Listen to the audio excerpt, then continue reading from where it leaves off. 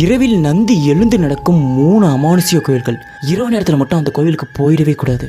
முதல்ல பெங்களூரில் இருக்க பெரிய மாடு கோவில். இந்த கோவிலில் மூலவராகவே நந்தி தான் இருக்காரு. வேற எந்த கடவுள் சிலைகளுமே கிடையாது. இங்கே நந்தியை மட்டும்தான் மக்கள் வணங்கிட்டு இருக்காங்க.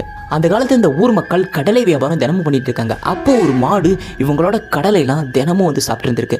அதில் ஒரு வியாபாரி இந்த மாட்டை ஓங்கி அடிச்சிடுறாங்க. அந்த மாடு அங்கேயே விழுந்து அப்படியே ஒரு சிலையா மாறிடுச்சு.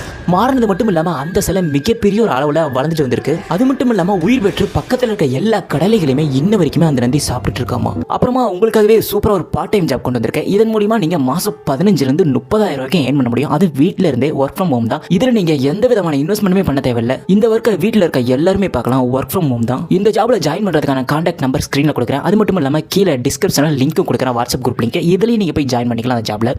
ரெண்டாவது வீரபத்திரர் கோயிலுக்கு நந்தி. உண்மையிலேயே இந்த நந்தி தினமும் உயிர் பெறுதாமா. உயிர் பெற்று பக்கத்தில் இருக்கிற எல்லா கோயில்களுக்குமே போய் எல்லா சிலைகளுமே சிற்பங்களுமே சரியான முறையில் இருக்கா இல்லை யாராவது திருடிட்டு போயிட்டாங்கன்னு சொல்லிட்டு காவல் காக்குதாமா இந்த நந்தி. மூணாவது தஞ்சாவூர் நந்தி. பலரோட கருத்துப்படி இந்த நந்தி இன்னமும் வளர்ந்துகிட்டு வருது. இரவு டைம்ல இந்த நந்தி எழுந்து நடக்குதாமா. இந்த காட்சியை பல மக்கள் பார்த்திருக்காங்க. பல கதைகளும் சொல்லப்படுது. அது மட்டும் இல்லாம இந்தியாவிலேயே ரொம்பவே மர்மமான நந்திகள்ல இந்த தஞ்சாவூர் நந்தி தான் முதல் இடத்துல இருக்கும். காரணம் இந்த ஒரு நந்தியை சுத்தி ஏகப்பட்ட கட்டுக்கதைகள் இருக்கு. இந்த நந்தி தினமும் இரவுல எழுந்து நடப்பதாகவும் தினமும் வளர்ந்துகிட்டு இருப்பதாகவும் இந்த நந்தி உயிரோட தான் இருக்குன்னு சொல்லிட்டு பல கதைகள் இருக்கு.